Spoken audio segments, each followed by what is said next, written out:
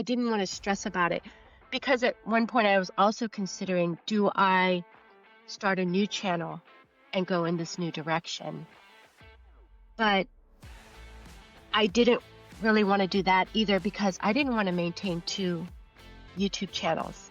As it is now, dealing with burnout is a real thing. I do YouTube part-time at this point, and I have other things that I have focus on. Hello and welcome to this week's episode of the YouTube Creators Hub podcast. If you're a creator looking to start, grow, or monetize your YouTube channel or beyond, this is the show for you. Each and every Friday, I interview a wonderful content creator, and we talk about the ins and outs of what it takes to succeed on YouTube and as a creator, and much, much more. Go ahead and subscribe wherever you listen or watch over on YouTube to your podcast, and we'd love to have you each and every Friday so you don't miss an episode. We do not have any ad breaks or sponsors in the show. We're just brought to you by all of the things that we offer you, the creator. Number one, I have one-on-one coaching where I sit down with you. We do a 30 or 60-minute call, and we can do this on a regular basis or just a one-off if you would like. And if you want to go a little bit below that price range, then we do offer YouTube channel reviews and audits. $50 gets you a 6 to 8 minute video screencast from me, reviewing your channel, talking about things that you could do better and things that you're already doing well. Next, we have the mastermind group. $5 gets you in. You get access to a Discord forum where you can talk YouTube shop with creators all throughout the week, as well as our monthly mastermind calls. And then I also release weekly podcast episodes exclusively for that group with intentional topics around the creator economy and things that you can do to better yourself as a creator. Lastly, we do have an email newsletter called The Entrepreneur's Minute, just a behind the scenes look of what I do here in my business, things I'm up to, things that I'm interested in. All of that is free. And then we have the Entrepreneur's Toolbox, which is just a running list of all the things mentioned here by all of the creators that we interview on the show. And with that said, let's go ahead and jump into this week's conversation. Hello, everyone, and welcome to this week's conversation on the YouTube Creators Hub podcast. As always, I'm joined today by a wonderful creator. Today, I'm joined by Dana Findwell over on YouTube. And let me tell you a little bit about Dana. Dana, her YouTube journey started after she was laid off in 2020. She launched a thrifting business and a channel focused on her business. But for 2 years, she struggled to gain traction. Everything changed when she shared a very personal video about what it was really like starting over at 59. And we're going to dive into all of that today. Dana, how are you doing today? I'm great. Thank you, Dusty. Thanks for having me on. So tell me the story. You got laid off in 2020. You decided to start a YouTube channel. Take us back. How did that all happen?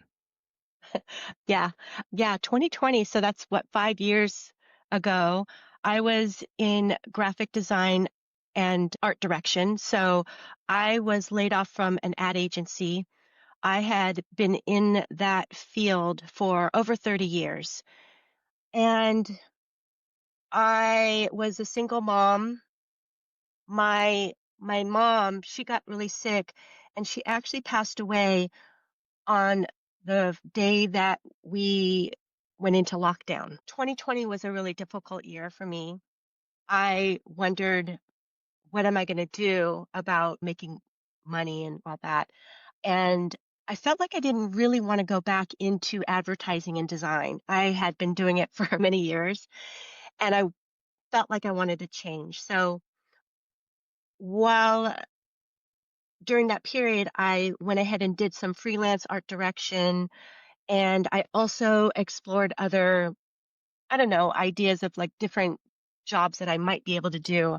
I even looked into becoming a library assistant and thinking that, okay, I think at the time I was 55 or 56. I'm like, how am I going to restart a whole new career? And even thinking of advertising, like I'm older and how many years do I have in advertising, which I really felt like it was a very young, youthful industry. So I was going through all those thoughts and at the same time trying to just take care of my kid, and I'm grieving my mom. And that's when I discovered reselling. And I love to thrift, so it seems like a good segue for me to go into.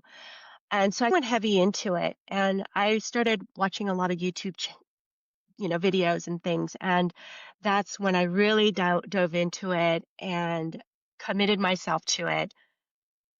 And at that point, a little after, that's when I decided to, hey, maybe I should also start a YouTube channel, not as an expert in reselling and thrifting, but as here's my journey, document my journey. And perhaps some people would be interested in a newbie starting. So that's what I did. That's how I started. It really was part of my starting over after being laid off journey. And what had happened was I really didn't have much traction with the channel. So that's how I led into where I am today. So here we are now in October, the end of October 2025, almost 6 years. It seems so crazy that 2020 is 6 years behind us. It's, man, what is time? But with that being said, you now have a channel with the name Dana Findwell on YouTube. You have over 30,000 subscribers, a very active community where you talk about decluttering, you talk about your business, you talk about the different things that you've done after certain ages. And so can you talk about, you've got some videos with tens, hundreds of thousands of views, and you found so much success in just over 100 videos. And so I'm going to ask you about that. But first I want to ask, you had no prior experience with production or video creation, or did you? Did you just learn on the fly? I pretty much learned on the fly. Since I worked in advertising, we did do some videography and things like that, but I came more from the art direction side of it, not in really creating the overarching idea, and also not actually implementing how to edit a video or anything like that. So that's something that I had to learn on the fly. But yeah, and then also you hinted at something as well. I only have 100 videos. However, that kind of goes with the big pivot that I did back, I guess it was a year ago. And I was doing reselling content like sold to ships and showing my hauls, and that wasn't getting very much traction. And then one day I said, I want to try something different. And that's when I said, I'm going to just share a very my personal journey of how I got to that point. And that was my starting over. I think it was starting over after 56 video. And so that was the big change. And that video went viral. And I think it's a little under 800,000 views at this point. Yeah. Yeah, you So did that was that a change. You Mhm. did that a year ago. The video is titled Not Too Late to Start Over, Finding Purpose After 40, 50, 60, or at Any Age, which is a great title, by the way. It's a picture of Thank you. you, very authentic picture. The thumbnail says Starting Over at 59. It's just sitting at 770,000 views. And looking at vidIQ, it's still growing and still producing tons of views every single month. So you made a pivot from talking about the business and the reselling, which you still do, by the way, but Yes. you are now more of I don't even know what you would call what do you call the content that you create? Because you talk about decluttering, you talk about what's the best way to declutter if you're over 50. Is it primarily just decluttering and cleanliness and kind of more personal, authentic videos? Because you're getting tens of thousands, hundreds of thousands of views on these videos. And so what did you learn from that pivot as far as like niching down and finding who your audience really is? Yeah, that's a great question. I learned that pivoting to something that you feel very comfortable talking about is huge. And for me, when I was doing the thrifting or the reselling content, I had this self-imposed imposter syndrome about it. I felt that I wasn't an expert at this field, and whether or not it probably showed in my videos. And I developed a really nice group of viewers, which a lot of them came over still. But when I pivoted, what I talked about was essentially me and my experience. And since I am 61 now, I've had a lot of experience in life. And So that became easy for me to switch over. And Dana Findwell is the name of my channel, but I started it off as Find was the name of my online stores because I'm finding thrifted items and I'm finding it well, let's say. But then my channel became Dana Find, and then I thought of this tagline or overarching idea or concept of finding wellness after 50. And I always go back to that concept as my overarching niche, let's say. So that's more like finding wellness. And what happened was with the decluttering, I was trying all different things. Like, oh, I'm going to try budgeting and frugal living, and I'm going to talk about reinvention about myself and my thrifting business and how to start your own business. I tried all different things. And finally I said, okay, I'm going to do a decluttering video because a lot of times people at my age are decluttering, they're downsizing, they're retiring, they're moving to a smaller home. And so they're faced with that. And I was faced with that as well because I moved from my own house. And then my oldest daughter, she bought a house back in 2020. So that was another big change. She bought a house that was 2 floors. So I live in the granny flat. And so that was a big change for me as well because I was downsizing. So I talked about how I had to declutter my own big house to half of a house. And that video took off. And so for me, I just had to say, okay, this seems like it really resonates with my viewers. And I experimented and I kept trying different things. I do some vlogs, I do some, I don't know, talking about just things that are going on in my day to day life. And they didn't quite hit as well as when I talked about decluttering. I made a conscious decision to really focus on decluttering after 50 or and it's much more focused to folks who are more midlife because I believe that people in midlife are faced with dealing with a lot more sentimental items and keepsakes and hand-me-downs or heirlooms as opposed to maybe somebody who's in their 20s, 30s, or even 40s. I feel like this is a really good sub niche for me. I don't know. Does that kind of It answer the it does. question? It makes Yeah. a lot of sense, and it's a great Mhm. answer because you found what worked and what your audience was looking for. And now that you have decluttering as one of the buckets of content you can create, you can start finding other stuff that fall under that wellness umbrella. And you can find Yes. other ones that work very well. That's one of the things that creators do very poorly is they get married to an idea or they get married to a topic and a specific way to approach a topic. And I talk to a lot of clients of mine that are stuck on certain ways to do things. And I'm like, but you're still going to get the same message out there if you do it this way. It's just, I don't know why you're so tied to doing it that one way. And so it's interesting to hear someone like you who's been successful say, hey, I threw everything at the wall under this umbrella and found some things that really stuck, and the decluttering was one of them. Can you talk about maybe the technical side of YouTube as Mhm. far as what you found work for you? Can you talk about producing the videos, the thumbnails, the titles? What is your process as a creator? Give us a kind of behind the scenes look of kind of what you do to find success. Oh, sure. So I create all my videos on my iPhone 16, and I also have this little Hollyland microphone. I use for editing, I use DaVinci Resolve. I started learning on what Premiere Pro, I think it's called, because I, as an art director and designer, I was very familiar with Adobe products. So I had the Creative Suite and I used Photoshop and Illustrator, InDesign all the time. But I had never learned Premiere Pro. So I think for me to pick that up was a little bit easier because I was a little familiar to the UI of Photoshop and things.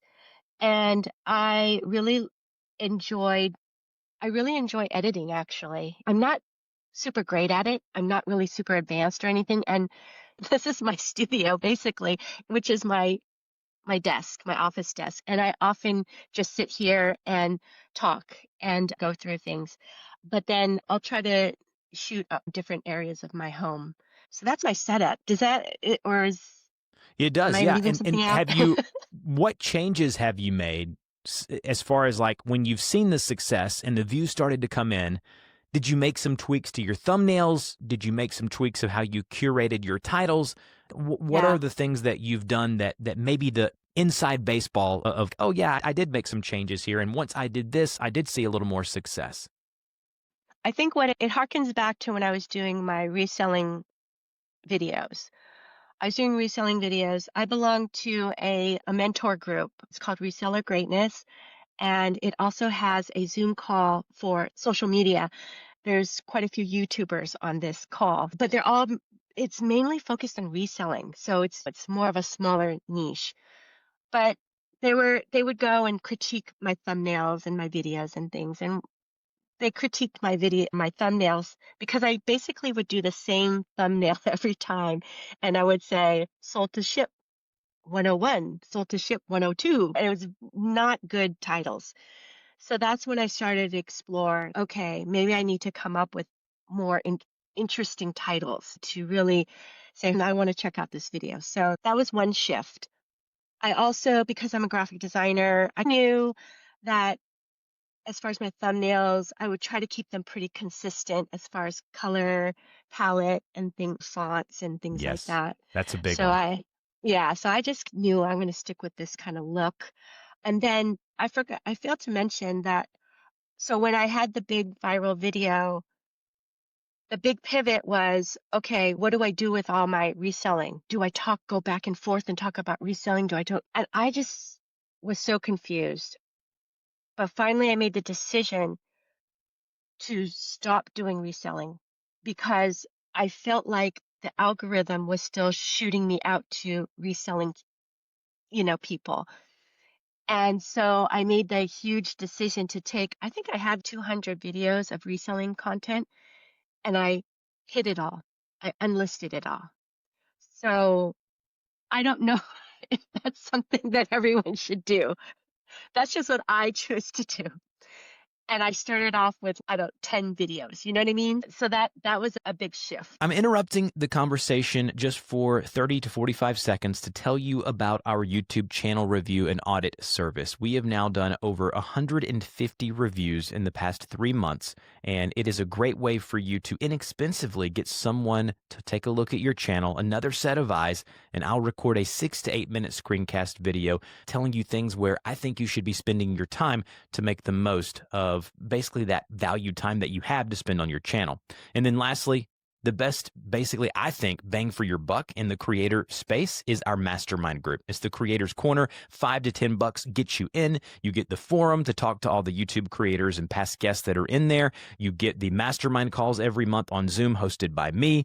You get the exclusive podcast episodes released every Friday called the Creators Corner, and so much more. So go check those out if you haven't already. Now, back to the show. I was on a call with a client this week where we were having this conversation about Oh, should he wow. remove the history of his channel. And I'm not going to say that you did the incorrect thing. I believe that it's to each their own, and it is a case by case basis for whether you should or shouldn't remove the old stuff if you're making a pivot and a niche change. I don't think YouTube punishes you. I think that you still have that history to go back on and look at. Some creators choose to remove them like you did, and others choose to leave them. But it's interesting. Did you find any negative impact once you removed those videos? Did you see the data or analytics skew a certain way, or anything that was interesting to look at once you did remove those videos?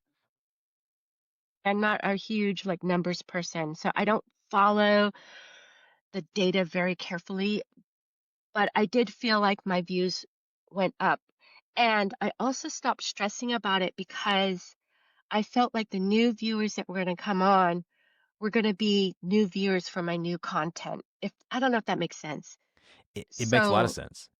yeah, yeah. So I didn't want to stress about it because at one point I was also considering, do I start a new channel and go in this new direction? But I didn't really want to do that either because I didn't want to maintain two YouTube channels. As it is now, dealing with burnout is a real thing. And especially if I do YouTube part time at this point, and I have other things that I have focus on. But I'm a new grandma, and Malia's going to turn one next tomorrow. And I babysit her 2 days a week. So to me, that's a huge commitment, especially if I have my thrifting business, I have my YouTube channel. So there was no, at that time, Malia wasn't born, but I was like, oh, there's just no, I want to focus just on this one thing. So that's why I decided to hide all those reselling videos. And YouTube gives you that freedom, right? YouTube gives you the freedom to understand that, hey, listen, I am a new grandma. I want to spend time with my first ever grandchild, and I want to really Yes. be there for them. And YouTube allows us to do that. Let's talk about that. The monetization side of things. You obviously do thrifting, but as far as YouTube, how are you making money? And then to end this question, on average, how much could you make in an average month? Can you talk about just the monetization opportunities and what it has brought you? Yes. So I probably make about averaging about $500 a month. I don't make a lot of money on AdSense. And after the viral video, I made a lot of money for me, like almost $4,000 at that point. So I saw, oh, okay, there's definitely potential here. But I just did AdSense and I did all my other things that I had to do, thrifting business, babysitting. But just a little while ago, I had been asked if I wanted to be on in this event.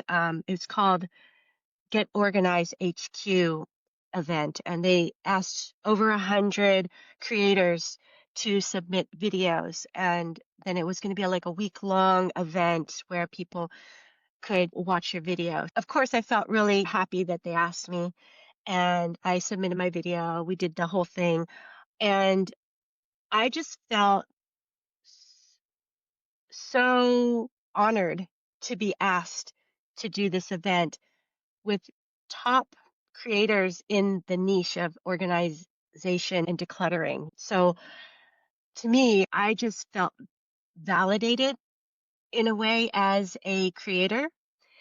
And from there, I decided I need to branch out and I need to get more involved with other avenues. If whether it's creating a membership or doing some kind of mentorship, I could create products.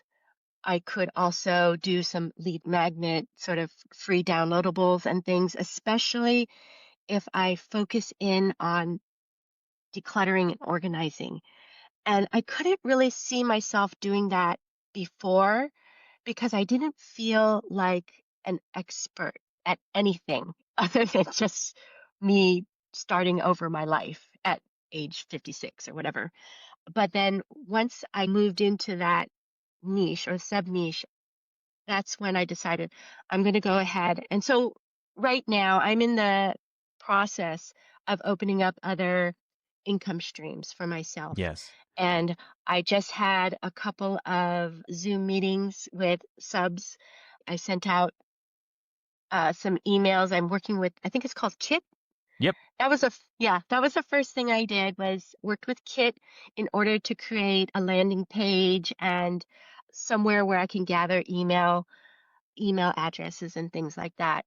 And at that point, I really wanted to talk to some of my subscribers. I don't know why. I just wanted to see, I don't know, what kind of value I could bring to them. And just talking to a couple of my subscribers or my viewers just felt so like validating and yes, I think I'm on the right path. I want to do something like this. I also want to create some products. I'm going to create an ebook, a more in-depth ebook on decluttering and organization. I'm also I would like to, and I'm not sure if I'm going to do this yet, but create some guided journals as well. And since what I think I don't know, if you call it a superpower, but my thing that I'm maybe strongest on is what to do with keepsakes and that kind mementos and things like that.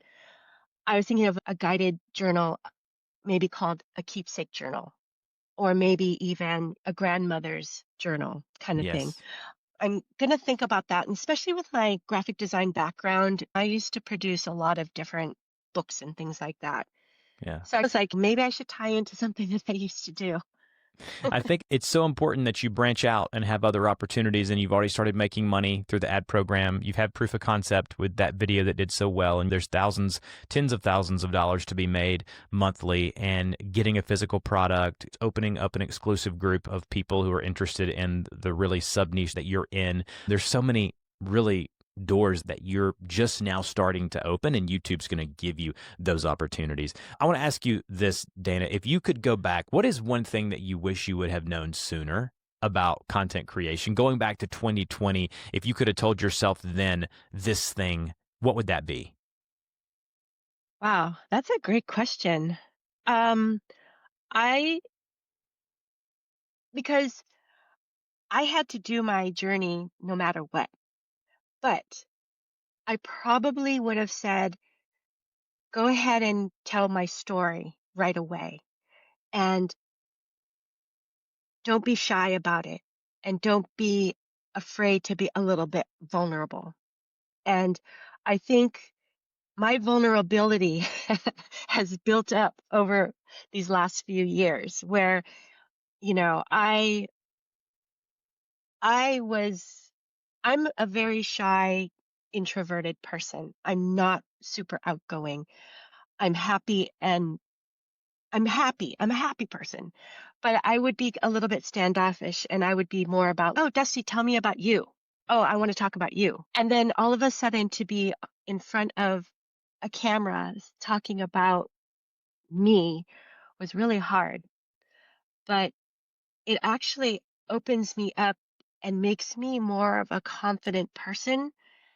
And also it actually makes me a better conversationalist in real life because I'm not so shy to talk about myself, you know? So there's a little bit more back and forth, I think, in real life. So I don't know. You mentioned the imposter syndrome. How Mhm. did you get over it? Like, how are you able to get on here on YouTube in front of hundreds of thousands, eventually millions of people, and just talk about things that are near and dear to your heart, things that are very personal? How did you get over the fact of looking at everyone else and what they're doing on YouTube, and you now say, hey, I have a voice. I want my voice to be heard. And so I have this channel and I'm going to use this platform. How did you get beyond that?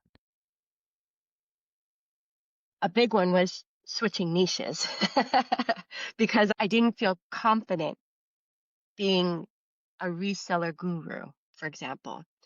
And when I switched over to what was more age appropriate for me, not age appropriate, but who I'm 61 years old. I had to accept that. I think I was playing Imposter for many years before YouTube, being in working in an ad agency as an art director with a whole bunch of young people. I felt like I had to hide my age. And whether or not that was just self-imposed, like feeling like I need to do that, I don't know. But that feeling of being, I don't know, not an yeah, an imposter. I'm not really truly who I am. Once I switched over and I talked about myself and I saw that people were actually interested in that, that gave me so much confidence. That gave me the feeling like, why am I hiding myself? And I am an authority to my past, what my life is. You know, so I am an authority in my own life, and that's what my channel is about. Do you believe that in 2025 and beyond, it's possible for anyone, any age, any gender, any political preference? Do you believe that anyone and everyone, if they put their mind to it, stay consistent, can start and not just start, but grow a successful channel on YouTube and get their voice heard on this platform? Yes, I do. I do. I all right. I love YouTube. I think it's the best. I really do.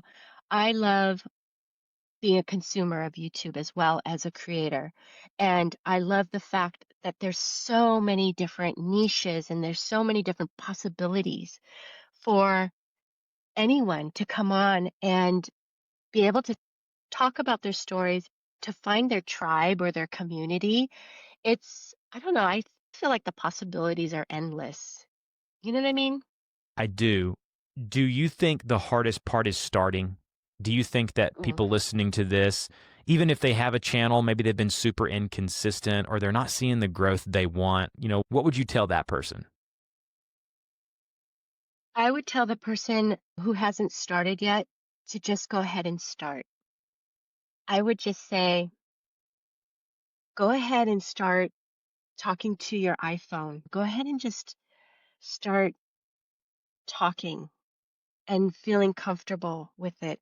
And then go ahead and post it. And you're just going to get into the flow. I think that's really important because a lot of us are, oh, I'm going to start my YouTube channel after I get everything, all my ducks in a row. And I'm going to do, but I need to do this first and I need to do this first. And that's great.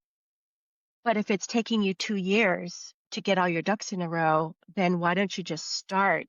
And then during that time, you're just going to get better and better at what you do. So that's for the person who's just starting. And then the person who is discouraged, maybe with not getting a whole lot of views, what I've, and I'm sorry, I hit my mic. What I've thought about was I was discouraged, and that's when I pivoted, right? I didn't know what was going to happen, but I just took a chance and created this weird video that was totally not about my niche at the time. And it sparked me to try another avenue. But if you're in your niche and you love what you're doing, the other thing that can happen is you can build a community it may be small, but it may be very loyal to you. And that's something that can give you confidence as well and can boost you. And, you know, comments going back and forth with your community is helpful. You get a lot from that as well. And then you can maybe think about, oh, maybe I want to start a membership and to even build the community even more. Just the fact that you don't have maybe that many subs at this point, maybe that's okay. Yeah. I'll have to say this, Dana. It's creators like you that make doing this show fun for me. I'll be completely transparent and give everyone a kind of a peek behind the curtain. When I started the show 14 going on 15 years ago, my YouTube channel was sub 50,000 subscribers at the time. No one knew my name. I didn't know any YouTube educators. And thankfully, there were some creators willing to come on the podcast that helped me grow the channel. And now my main YouTube channel is approaching 400,000 subscribers, and I get hundreds of thousands of views, millions of views sometimes every week. And I'm so thankful for the opportunity to be able to chat with people like you and get a different perspective on a YouTube journey. And I hope people listening to this can hear that it doesn't matter what your topic is or what you're trying to say. It really is a game of persistence. And if you are willing to sit through and learn from the mistakes and failures that you're going to make and being willing to pivot, just like Dana has done to find success, and being willing to try new things and understand that you're not always right, the things that you think, and being able to be honest and humble and have humility and be authentic with your audience is so important. So, Dana, you've been an amazing guest for us today. I'm going to link in the show notes for this episode to Dana's YouTube channel where you can go check out where she does all of her content right now. And then other links that she may want me to share will be there as well. But thank you again so much, Dana, for joining me today. Oh, thank you, Dusty. I really had a lot of fun.